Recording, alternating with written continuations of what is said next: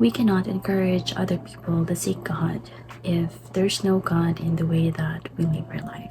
You might heard about Daniel before, one of the famous characters in the Bible because of his story, Daniel's at the lion's den.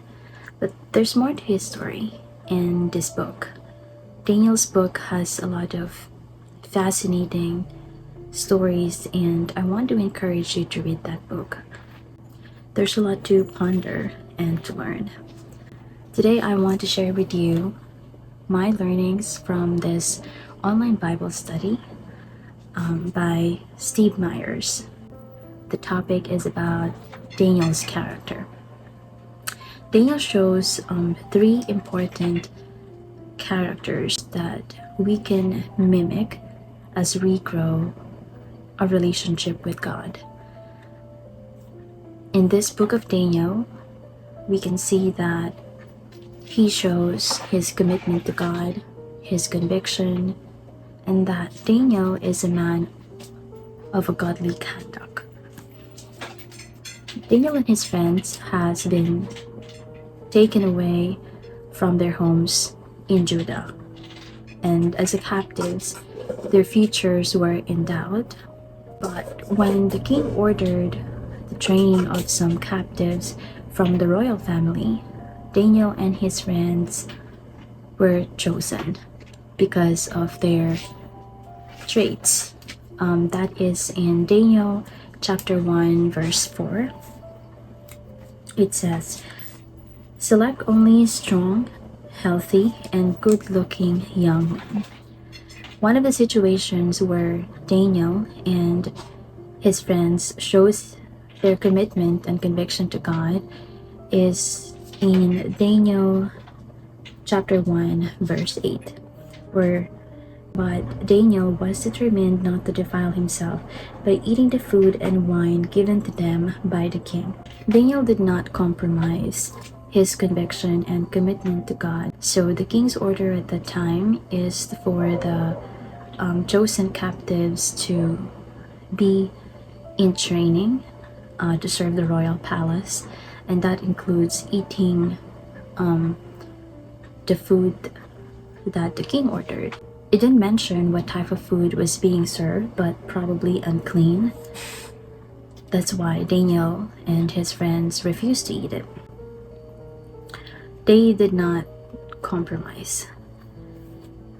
And their commitment and conviction to God, to follow and obey Him wherever they are and whatever situation they're in, is a kind of character that we should also follow. A lot of us struggle to obey God because of peer pressure or because we want to please other people, and sometimes because it's easier to be just like everybody else. But just like Daniel and his friends, we need to be fully committed when obeying God. We cannot just obey Him when it's easy and compromise God's law and standards when things get hard. In Daniel chapter 1 verse 12, Daniel said, "Please test us for 10 days on a diet of vegetables and water." Daniel said, "At the end of the 10 days, see how we look compared to the other young men who were eating the king's food. Then make your decision in light of what you see." And then the attendant agreed to Daniel's suggestion and tested them for 10 days. At the end of the 10 days, Daniel and his three friends looked healthier and better nourished than the young men who had been eating food assigned by the king. Daniel wisely negotiated with the king's staff instead of rebelling. They eat vegetables for 10 days and they look healthier and better compared to other servants.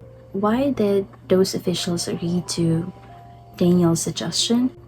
In Daniel chapter 1 verse 9 it says, "He asked the chief of staff for permission not to eat these unacceptable foods."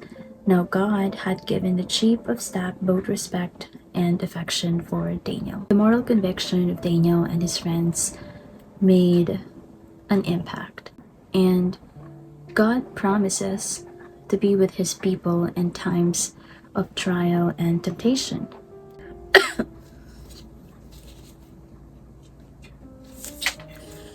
1 Corinthians 10:13. It says there, the temptations in your life are no different from what others experience, and God is faithful. He will not allow the temptation to be more than you can stand. When you are tempted, He will show you a way out so that you can endure. Another event in the book of Daniel that is amazing is the blazing furnace. This is where the king ordered to everyone to worship the golden statue. But Daniel's friends refused to do it. It's in Daniel chapter 3, verses 16 to 18. Shadrach, Meshach, and Abednego replied, O Nebuchadnezzar, we do not need to defend ourselves before you. If we are thrown into the blazing furnace, the God whom we serve is able to save us. He will rescue us from your power, your majesty. But even if he doesn't, we want to make it clear to you, your majesty, that we will never serve your gods or worship the gold statue you have set up. Imagine the pressure that they were in, talking to the king and refusing his command face to face. But their conviction of not worshiping idols and their commitment to obey God is remarkable. While I'm reading this, I realize how it was easy for me to compromise my love for God just so I can please other people. Sometimes we get scared of the insults and mocks that we can get from other people, even rejection, that instead of being fully committed to God, we end up compromising. So I ask myself this question, do I really love God, or do I love myself more than I love Him? Because if I love Him, I should be fully committed to Him. No matter what happens, and even if that means I might get insults, be laughed at, mocked or punished, or get rejected. It's not easy, definitely, and it's scary. And sometimes you need to stand alone, just like what Daniel and his friends did. But we have God on our side when we choose to obey Him. That's what it says in 1 Corinthians 10:13. God will going to always help us to endure trials and temptations. These three young men were saved. That's in Daniel chapter 3, verse 25. It says, Look, Nebuchadnezzar shouted, I see 4 men unbound, walking around in the fire unharmed, and the fourth looks like God. Then the king came as close as he could to the door of the flaming furnace and shouted, Shadrach, Meshach, and Abednego, servants of the Most High God, come here. So Shadrach, Meshach, and Abednego stepped out of the fire. Then the high officers, officials, governors, and advisors crowded around them and saw that the fire had not touched them. Not a hair on their heads was singed, and their clothing was not scorched. They didn't even smell of smoke. They were protected from harm. They were comforted in trial. God was glorified, and they were even rewarded. This event shows that we need to trust God in every situation, even if that situation will put our life into danger, because God will never abandon us. Daniel is a man of conduct. In Daniel chapter 6, verse 4, it says, Daniel was faithful, always responsible, and completely trustworthy. Daniel made some enemies at work by doing a good job.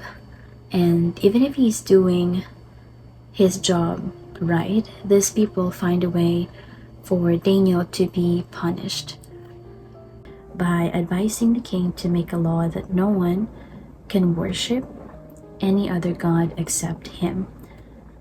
That's in Daniel chapter 6, verse 5. So they concluded, our only chance of finding grounds for accusing Daniel will be in connection with the rules of his religion. They do this because they knew Daniel prays to God. But as you know, the first thing that Daniel did when he heard about this new law is he went home and he prayed. He prayed 3 times a day. That's in Daniel chapter 6, verse 10. It says, "But when Daniel learned that the law had been signed, he went home and knelt down as usual in his upstairs room. With its windows open toward Jerusalem, he prayed 3 times a day, just as he had always done, giving thanks to his God. Then the officials went together to Daniel's house and found him in praying and asking God for God's help. Daniel made no attempt to hide his daily prayer routine from his enemies in government, even though he knew that he would be disobeying the new law. Hiding his daily prayers would have been futile because surely the conspirators would have caught him at something else during the month. Also, hiding would have demonstrated that he was afraid of the other government officials. Daniel continued to pray because he could not look at the king for the guidance and strength that he needed during this difficult time. Only God could provide what he really needed. Daniel did not hide his commitment to God. He continuously prayed. And despite of the risk that he will be put in the lion's den, which happened, Daniel knew he is not doing anything that is against God. So he did not stop praying. He continued to ask God for help. He trusted God, and Daniel was saved. That's in Daniel chapter 21, verse 22.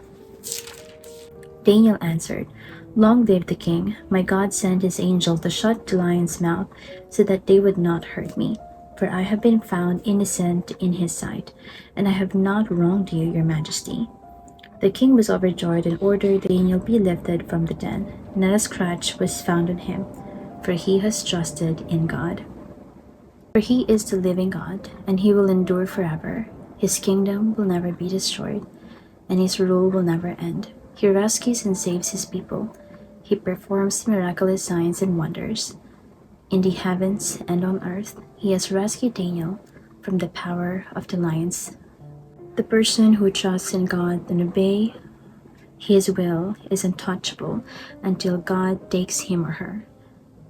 To trust God is to have immeasurable peace. God who delivered Daniel will deliver you. But do you trust God with your life?